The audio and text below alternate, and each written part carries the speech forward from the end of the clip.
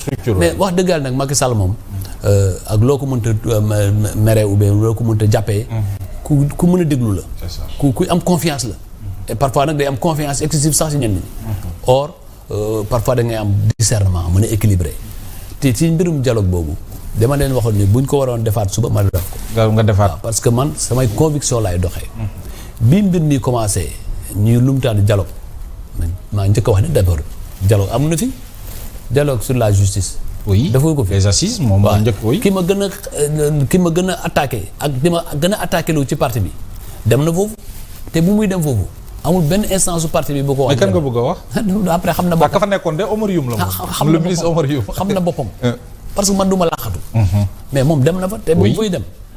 amul benn instance su parti bu dina ne ko def naa diw mooy délégué foofu. demu ci fi benn titre waaye dem na fa. mais waxuñu dara te dialogue baa ngi am.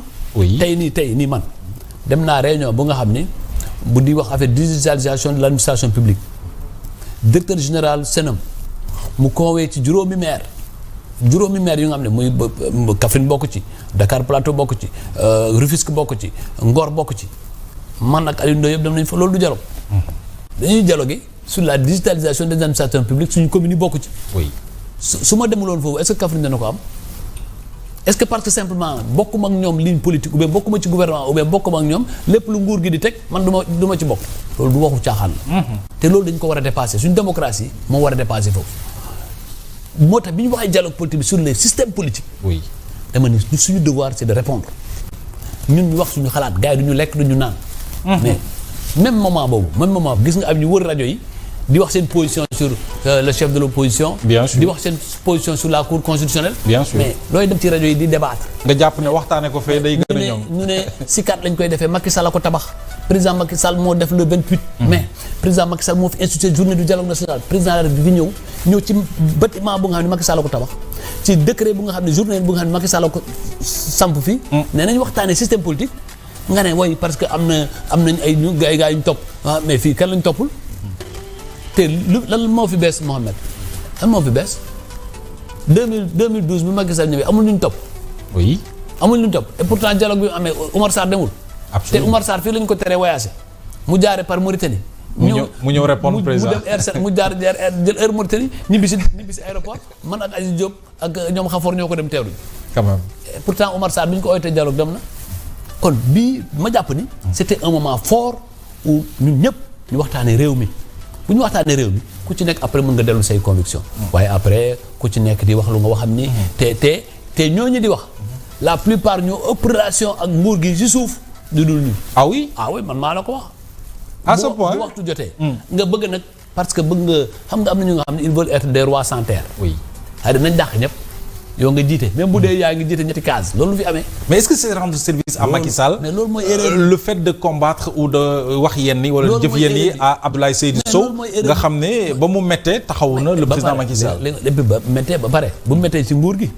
oui bi gars yi di waaf. oui bi gars yi di waaf fii gars yi di door la. moom laay wax waaw. gars yi di waaf. man bokkuma ci ñu waaf. yaa ngi woon ci plateau yi. dem plateau assumer ak responsabilité. ah oui bi parti bi daanoo Macky Sall daanu entre mois d'avril. ak mois de septembre. yow la ñu gën a gis. gars ñi pour sax nga dem kër gars yi nga indi leen. ça on peut vous le concéder yow nga xëy ba pare nga am perspective gis ni parti bi ñu ngi nommé ay coordinateurs. rek nga bëgg naa dàq lu ñëpp naa wane man maay bàyyi Fallou Macky c'est des histoires. man loolu gëwuma loolu moo tax ma assumer sama responsabilité. mais yooyu bu ñu koy def mais oui. te Mohamed bi ma koy assumer. waaw moom ci boppam bi jiite loolu lu nekk ci suuf ak li ci kaw. ñoo toog côte à côte ci réunion bi. ah oui. ñoo toog côte à côte ma ne ko man damay dem balaa may wax ci réunion bi nii ma ne ko man jot naa invitation damay dem mu ne ma def da ngay caaxaan rek ma ne ko man danaa nuroog ca caaxaan te président Macky Sall laa ci njëkk a informé président Macky Sall 2 mois durant maa ngi waxtaan ak moom ci mbirum dialogue bi. c'est vrai wax na ma position am. wax na ma li ma gënaloon mais parce que nit ñi ils sont en train de nous persécuter et s'ils veulent le dialogue vous savez très bien que je suis ouvert au dialogue parce que man balaa nguur gi di daanu man maa voté loi d'amnistie contre votre volonté. pour ma def ko pour que le pays soit apaisé que les fils du Sénégal se réconcilient mais contexte bi lu ñu bëgg a imposer ni si on va là-bas politiquement ce n'est pas une bonne chose. Je n'étais pas du même avis mais c'est ça aussi la vie démocratique. Absolument. Ne pas toujours être d'accord et moi Mohamed cette posture n'a jamais changé. si ñi nga xam ne leen manipuler ñuy wax mais ça n'a jamais changé man Macky Sall même ci conseil des ministres parfois dina wax ma ne ko président lii àndul ak li dëkk bi bëgg ou bien lii àndul ak li askan bi wax ou bien li la di wax du loolu te man du ma jóg sa kanamam laa koy wax. loolu nag c'est un défaut au Sénégal. bien sûr mais bi ñu paree président man dernier moment bi ci réunion bi ñu président sant ñun nañ ci waxtaanee ma waxaat sama position te bi ñu paree réunion boobu ñoom waxuñu kenn interdit na ñëpp ñu dem xam nga lan lay wax. on l'encourage pas. ñu laaj ma sama position foofu ma wax sama position kon kay man leeral naa mbir mi. bi ma demee ci guddi kooku di wax oowaat na ma bi mu waxee ma ne ko man wax naa ak président mu ne woowee d'accord président nee na sax moom du la tontu. mais quand même. mais mu ne mais Ablaye bul dem ma ne ko man damay dem.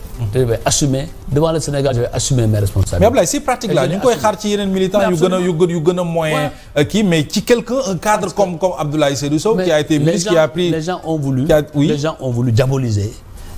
Mais malheureusement le diable là on ne le trouvera pas là où on le pense le trouver. Man dama considérer que la politique c'est une lecture juste des choses. La politique c'est une analyse des choses. La politique c'est aussi une lecture de tous les rapports de force, rapports d'analyse ak rapports yi ma mënul wax. Yooyu na koy sukkandiku pour prendre des décisions dans l'intérêt du parti. Alors malgré tout ça encore que oui lu boo seetloo presque on était plus d'une quarantaine de responsables foofu ay maires ci dialogue responsable waaw. mais boo ci remarqué Ablaye Sow rek lañ ci ne cundum. lu tax muy dem. bu fekkoon responsabilité démb la. est-ce que man maa ëppale Abdoulaye Daouda Diallo responsabilité. te bare 4 avril yi nga doon gis fi 4 avril du ban gouvernement moo ko invité. 4 avril ban gouvernement du gouvernement Bassirou Diomaye Faye président Ousmane Sonko mu dem. ay premier ministre demuñ.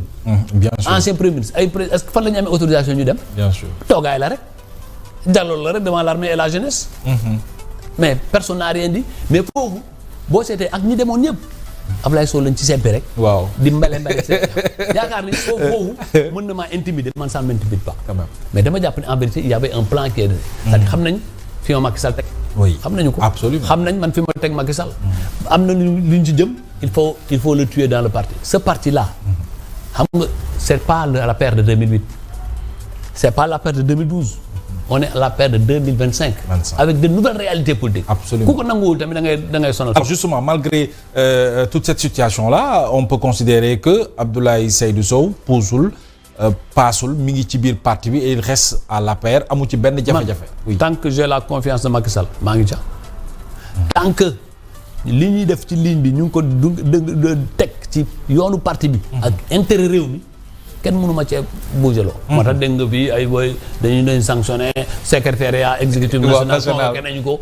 ban secrétariat exécutif national dañ la convoqué. man mi convoqué d'abord bar. oui suñu réunion boobu comité de suivi la c'est un comité informel. du secrétariat benn base juridique exécutif oui. ci suñu texte ma amul ci suñu base texte benn comité exécutif parce que benn comité de suivi suñu secrétariat exécutif national. installé guñ ko paregul.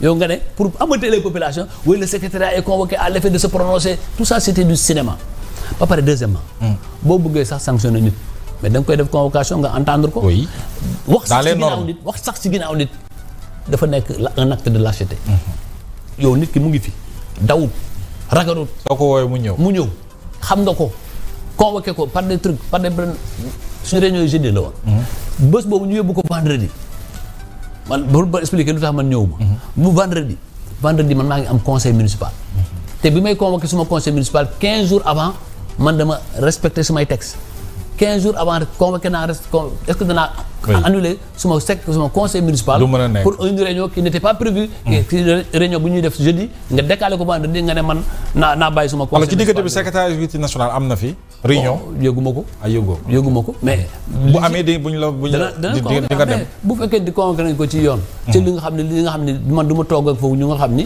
dañoo dem ci télé ba saaga ma ba mu neex leen ma ñëw man su ma toog ak man ñàkk fayda doo toog ak ñoom am nañ lu nga xam ne mais malgré tout quand même monsieur le ministre ay frères ngeen de parti oui maa ngi xaar lan ngay xaar ci ñoom man d'abord je considère que man j'ai une base oui Kaffrine oui loolu moo ëpp importance ci li may def beneen bu am importance mooy président Macky Sall layu mbi ligi moom tant que gisuma mu leer ma ni acte bii ñuy may gis ni moom moo nekk ci ginnaaw pour man lépp ay c'est du vent mais le jour où j'aurai la conviction que c'est lui qui est derrière les actes je ne peux pas le croire du tout très bien parce que après man jot naa ko wax nañu et pour man bi ñu waxee loolu def li mu expliqué ma li ma expliqué position bi ma expliqué ko samay position la page est tournée sur autre chose mais li am solo daal mooy wax ñi nga xam ni poste la ñu ut nañ ut base d'abord waaw base politique du réew nga am parti politique du ay combine parti politique na nga am base boo bëggee jiite un parti au niveau national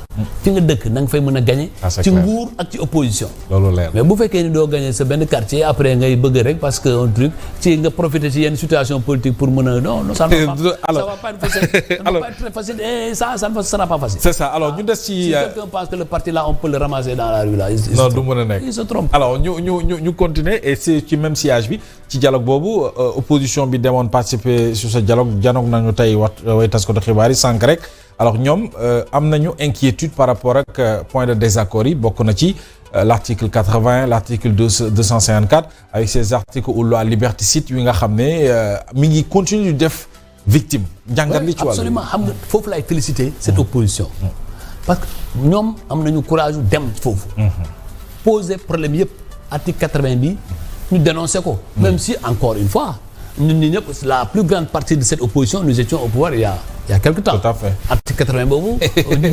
gis nañu ko donc et c'est ça qu'il faut changer au Sénégal c'est-à-dire d'une posture à une autre on change de point de vue gouvernement bi nekk tey pouvoir bi nekk tey barke démb ñoom ñëpp unanimement newoon nañ article 80 c'est un article liberticide. ñoom tey ñoom ñoo dem ci dialogue ñu contre position boobu.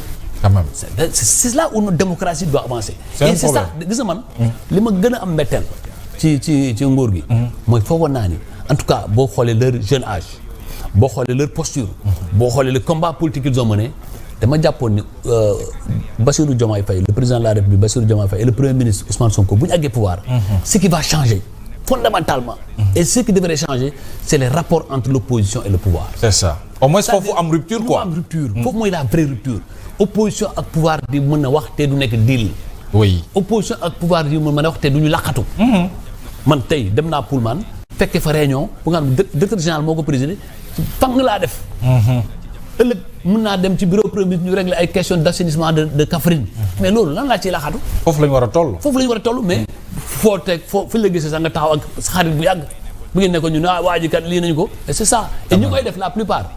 ñoom ñooy nekk ci guddi gi di wër ay seen situation donc pour man c'est bien d'avoir été au dialogue c'est bien d'avoir posé les problèmes c'est bien d'avoir évalué et je félicite la direction générale des élections je félicite le ministre de l'Intérieur pourtant ma félicite mooy bi ñu génnee dialogue bi d'abord la démarche était bonne mais eux-mêmes def nañ évaluation ne dans telle commission première commission on a eu 90% de réussite fii on a eu 26% fële il y a eu moins ñu joxe point yu ñu d'accord ak point yu ñu d'accord opposition bi tamit évaluer loolu et xool naka la ñuy mener les combats d'abord pour que les consensus soient respectés ak les restes les libertés à conquérir quels sont les moyens de lutte que nous avons c'est ça mais gis naa même bi Moustapha Diakhaté bi ñu ko arrêté arbitrairement parce que Moustapha Diakhaté il n'a pas changé Moustapha Diakhaté il est ce qu'il a toujours été Moustapha Diakhaté ñun ñu ko fekk université mu nekk pavillon I Moustapha a été toujours au service des autres au service des opprimés c'est ça son combat moom lu mu yaakaar ne lii mooy injustice loolu lay nekk di xeex mais wàccoog alternance kan moo ko créé woon